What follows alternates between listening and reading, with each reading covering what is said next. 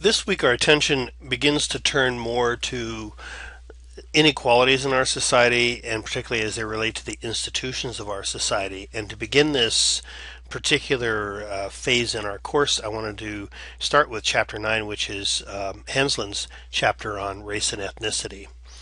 This is a particularly timely topic, of course, and if you're paying attention to current events, race and ethnicity is something that comes up pretty frequently, and this is a chapter that I really consider to be quite important in the overall scope of the course. And many of the concepts that you're going to gather in this particular chapter are things that will carry through for several of the weeks to come. First of all, one of the things I wanted to mention about this is the concepts of race and ethnicity are often confused. Race sometimes also is oversimplified to describe skin color, but there really are many groups that are represented in each skin color, so to speak, but somehow we try to make skin color the thing that represents race.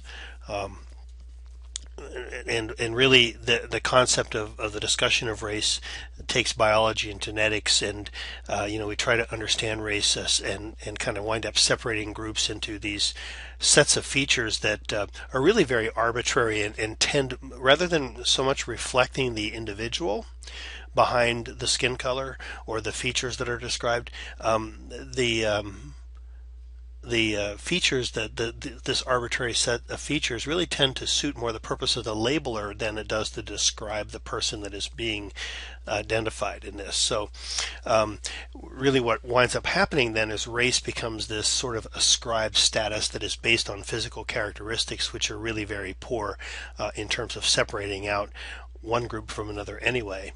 And so there are a lot of fabrications then that wind up underlying our sense of race, and superiority is one of those things that kind of comes out of this. When you think about in groups and out groups, and in groups tend to think of themselves as correct and the best. So in groups and out groups, when it comes to separating us by race, then tends to set up these things where we begin to believe in the superiority of one race over another.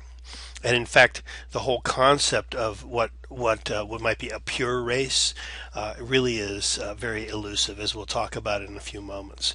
But race is really more about biology. Ethnicity is, at least as we understand race, ethnicity is more about cultural and socio-cultural characteristics of groups, depending upon where they come from. And there are, according to this slide, and I think there are probably more than this now, 6.5 billion people in the world, and we all share a variety of physical and cultural characteristics. And as I just mentioned, the sense that there is a pure race, a pure Caucasian race, for instance, or whatever, is a myth, that there really isn't such a thing as a pure race. There's also not a fixed number of races. That, in fact, as this slide points out, that race is so arbitrary that many scientists can't agree on how many races there are. And the notion also that race is fixed by biology, that really the concept of race depends more on the society in which we live than on our biological characteristics. And I'll talk a little bit about that in a moment here. For instance, what do you know about your own racial background? As when I have participated in diversity workshops and things at work and in other places, one of the things that I have come to discover is that a lot of times we don't, many Americans don't even really know their ethnic backgrounds, where their ancestors have come from. Now Native Americans, of course, were the individuals that were here on this continent when the Europeans arrived, but for the rest of the populations, we're all immigrants into this land many generations ago, perhaps, but nonetheless we are immigrants, and so by heritage at least, and many Americans don't really even know their own ethnic background. And the possibility that even though an individual is for instance very light skinned and looks very Caucasian, might have some Native American blood, so to speak, or African American heritage and things like this, is something that we don't often consider, but really most of us can't really trace our biological family tree back more than a few generations, and so we really don't know what is back there in our histories. And in fact, as this slide points out, census takers, even when you look at censuses, old censuses, that until 1960, just based upon how you look, that would be the ethnicity that the census taker would identify. And certainly there are a lot of people with if you want to look at the typical racial groups, there are a lot of people with mixed racial backgrounds that certainly look like one race or another. So who is and who is considered Caucasian or white has also evolved in census takings from decade to decade. Earlier in the 1900s, Southern Europeans, when, for instance, my grandparents came over in the early 1900s, and there was a big influx of individuals from Southern Europe then, not Northern Europe, where it was more fair-skinned, blonde, and rather big and broad-shouldered. By physical characteristics, the Southern Europeans had were kind of darker complected, kind of swarthy skin, and different hair, and of course a lot of different social characteristics as well. But for the longest period of time, Southern Europeans were not identified as white. Hungarians were Southern Europeans, and Italians were Italians, and things like this. And then actually, what I read once is that really around the time of World War II, when they needed to recruit individuals, or World War I, needed to recruit individuals for the United States Army, all of a sudden, all of these groups that were previously kind of separated out as a separate ethnic group all of a sudden became white and Caucasian. It's sort of, if we need you to be one of us, then we'll make you that way. And you may notice, if you look at censuses and different kinds of things where you identify racial groups now, a lot of times you'll see you select white non-Hispanic or white Hispanic. So again, the Latino populations that are immigrating in, also seem to be taken up under the sort of the label of Caucasians now. And there's a number of different theories and why that would be. Perhaps that I don't really have the time to go into here, but just suffice to say that even being identified as white is something that really changes from decade to decade. Ethnicity refers to the cultural characteristics, as I was mentioning. It is a social construct, so people of the same ethnic group, tend to share clothing, food, religion, behaviors and habits, and emotional expression, and that kind of thing. There's a strong sense of a cultural heritage, and that's considered an ethnic group.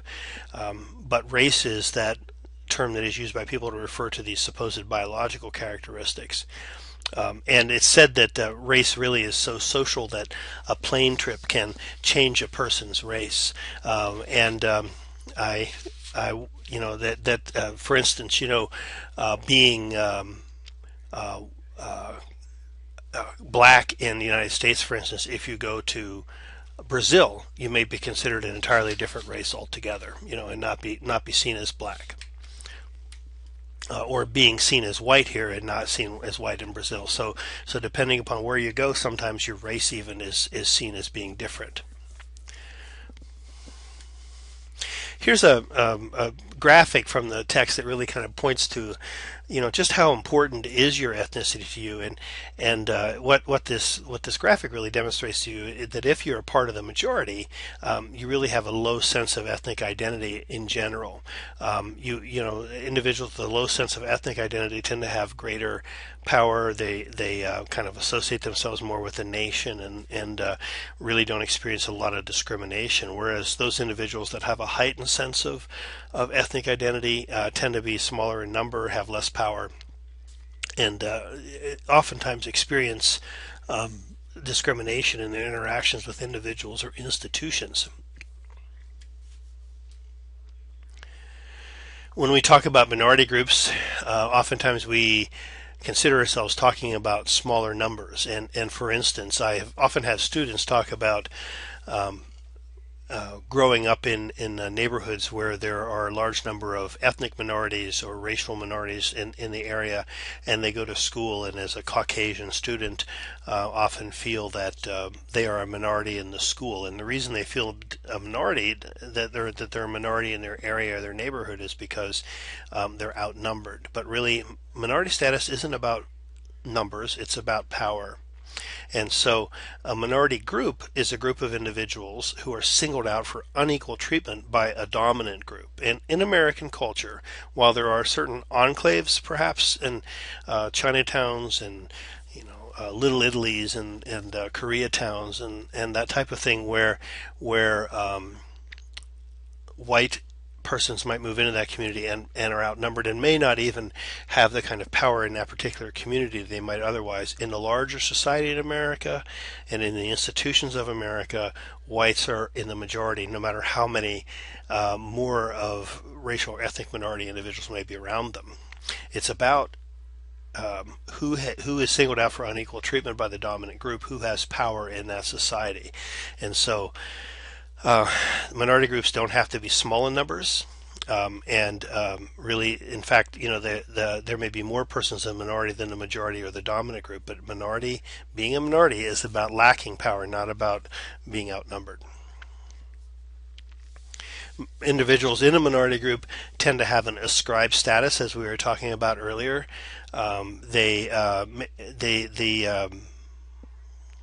The ascribed status may be due to physical or cultural traits that are held in low esteem by the dominant group, and this results in unequal treatment.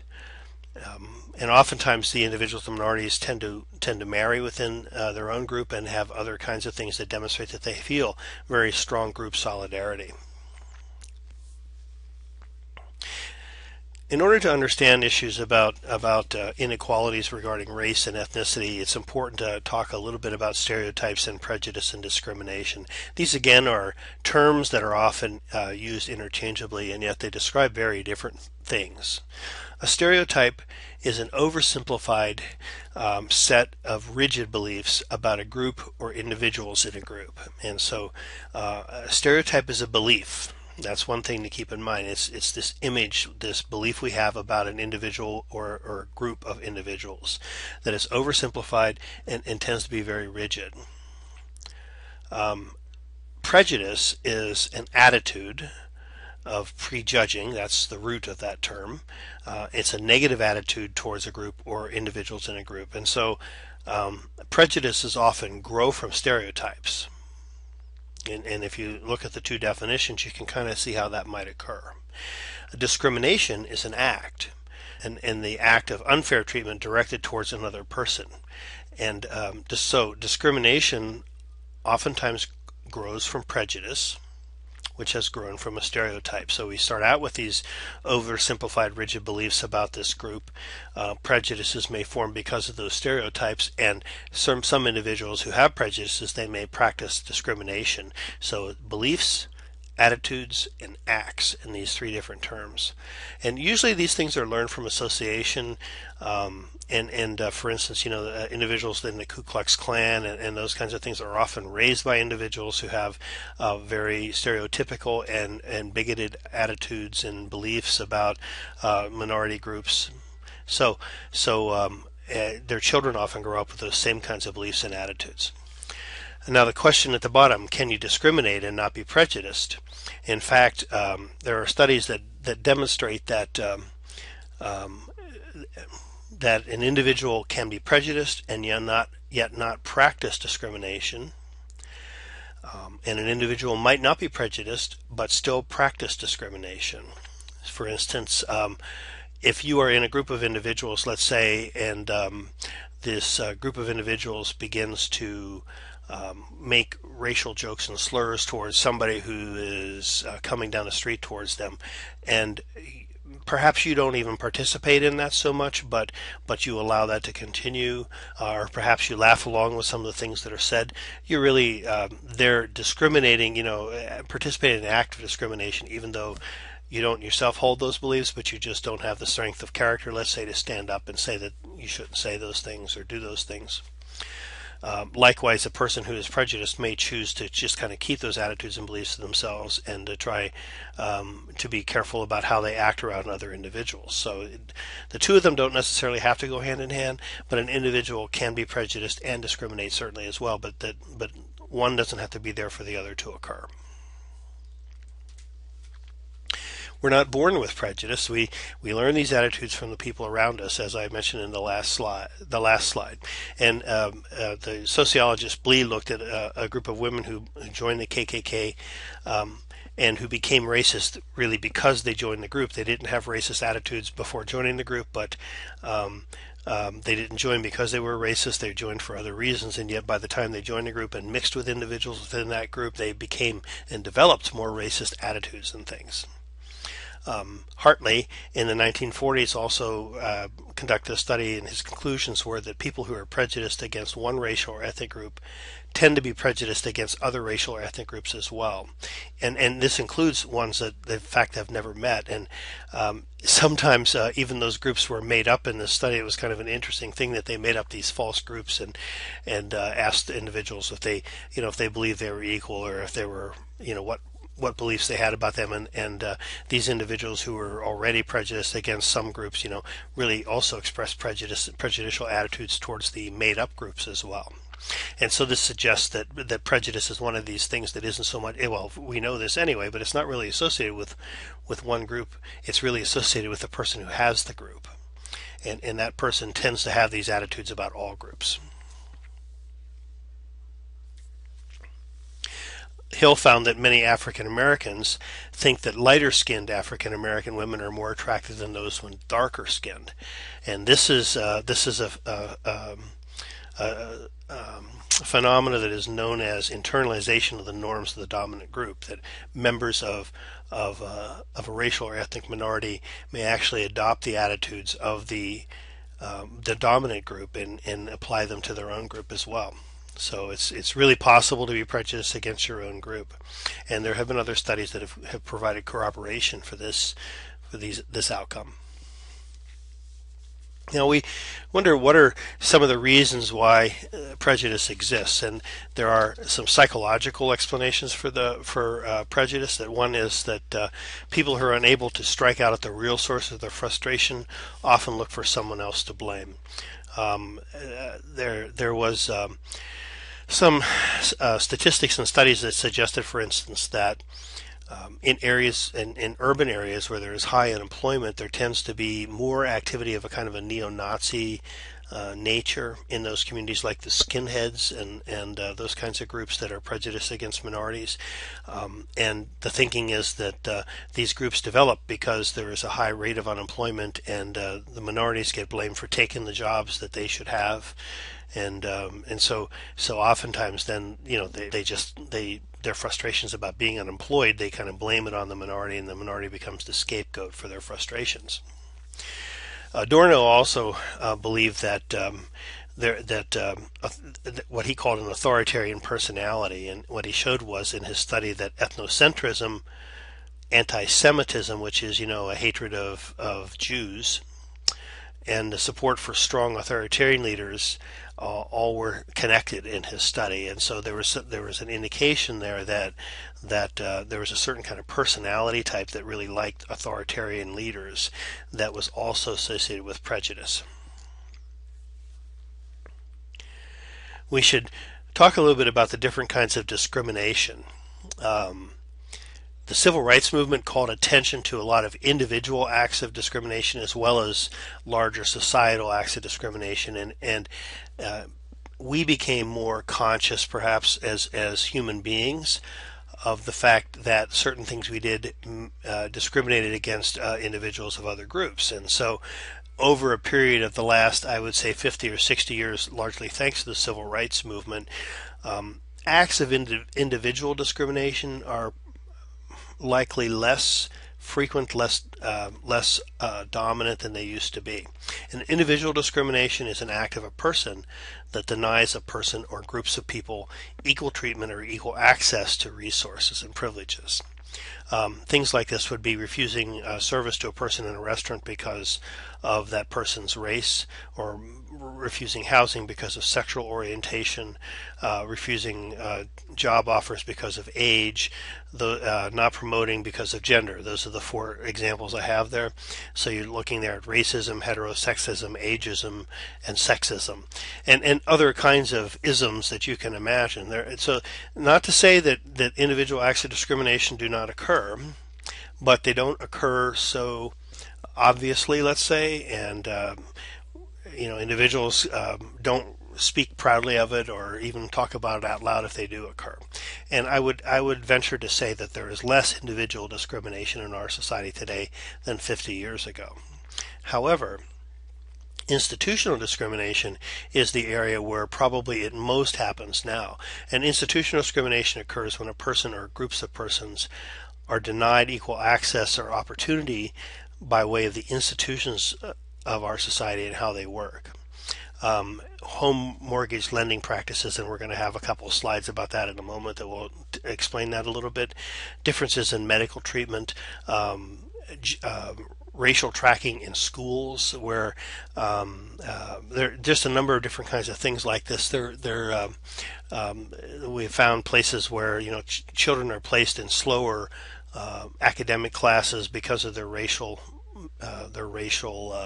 makeup, regardless of what their scores were in tests and those kinds of things. And so these instances of institutional discrimination sometimes are so woven into the fabric of our society that it's so easy to deny their existence. And when it's uncovered, there's a lot of other reasons that explain its existence. And I would use as an example, there was a show on, I believe, NBC some years back, maybe 10 years ago or so, where they exposed some racial tracking that was going on in classrooms in a city in, I think, suburban Atlanta, somewhere outside of Atlanta. And in fact, the racial divide within the school district was so great that the blacks and the whites had separate proms, and it was said, well, that was okay because the blacks liked different music than the white kids did. There were a lot of justifications for that, that kind of said, well, this is the way it should be. And when they were pointing out the fact that although the black students had higher scores than some of the white students, nonetheless they were placed in the C class, whereas the white students with lower scores were placed in the A and B class. Teachers would say, well, you don't want to put one or two black children into this classroom with all these white kids, or you don't want to put one white kid in this lower class with all these black kids, because they feel kind of alone there. And so again, justifications for grouping kids not based upon how they should be grouped, but grouped because of race and those kinds of things. And when it was brought to the attention of the superintendent, and the superintendent actually changed those practices, individuals in the communities became very angry with him and pulled their children out of schools and put them in other schools. And it really kind of exposed the sense that there was still a lot of individual and institutional racism there, but the institutions of that community supported the racism and discrimination that existed. Here's a graphic about mortgage lending practices, and this is based on a national sample that illustrates institutional discrimination in loan applications of minorities, and also the interest rates that were offered to minorities, based again on national practice, not just like one or two bankers or something like this. And you see here, for instance, the percentage of applicants denied a mortgage. Whites this was individuals with income below the median income. Only 15% of the whites were denied a mortgage, and yet 30% of the African Americans, 25% of the Latinos.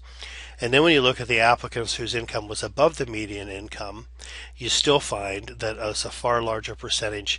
While the percentage of white applicants dropped, the percentage of Latinos and African Americans denied mortgages stayed pretty consistent, even though their income was higher. And then the interest rates also, you can see where the racial minorities were offered charged much higher interest rates, including subprime loans and things like that. Even though these applicants had 100% to 120% of the median income in the society. So there's clear evidence there of discrimination based upon race, and this is in an industry that is a national industry, so this is an indication of institutional discrimination. Apartment rentals, here's another thing. Callers who were told that an apartment was available, and depending upon what you sounded like, what your accent was like, and whether you sounded black or white, and whether you used vernacular in the language or not, also determined whether or not you were told that that a vacancy existed. Quite interesting, I think.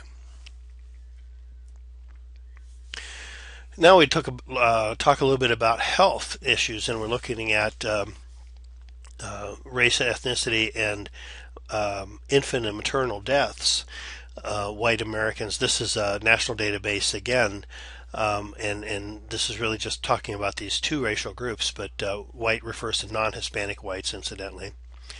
Infant deaths is about the number of deaths per year of infants under 1 year old per 1,000 live births. So it's sort of it's not a percentage, so that 5.7 white American infant deaths per 1,000 live births, whereas 13.7 African Americans.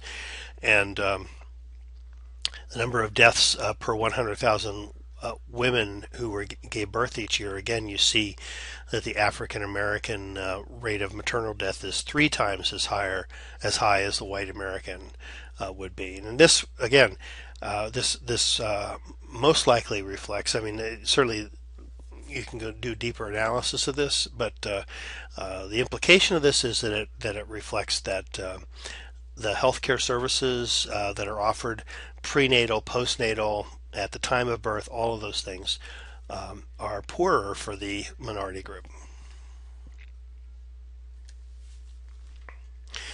As we close up this the first part of this week's lecture, I wanted to talk a little bit about the 3 perspectives on prejudice and what their perceptions are.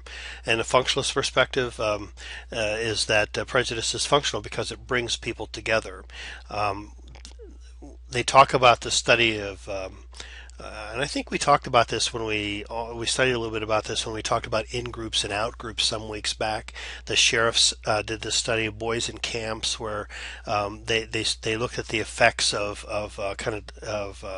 developing in-groups and out-groups, and how the development of the in-group really kind of built solidarity within that group, but also it was necessary to kind of stir up prejudices and biases against the out-groups in order to do that. And so prejudice was functional in that respect because it brings people together within the in-group. And this is the thing that Hitler did in Germany in the 1920s and 1930s that enabled him to gain such power and to kind of lead that culture and society over the precipice in the 1940s. And of course, the dysfunction of prejudice is that it creates negative stereotypes. Conflict theorists tell you that prejudice is beneficial for the dominant group is because it keeps the minority group suppressed. An example, again, being the split labor force. In areas where there's high unemployment, the other kinds of thing that happens a lot of times is the minority groups also compete against each other for jobs, and they develop a kind of hatred of each other. And so you see, for instance, in Miami, the Hispanics and the African Americans, are very opposed to each other as larger groups and things.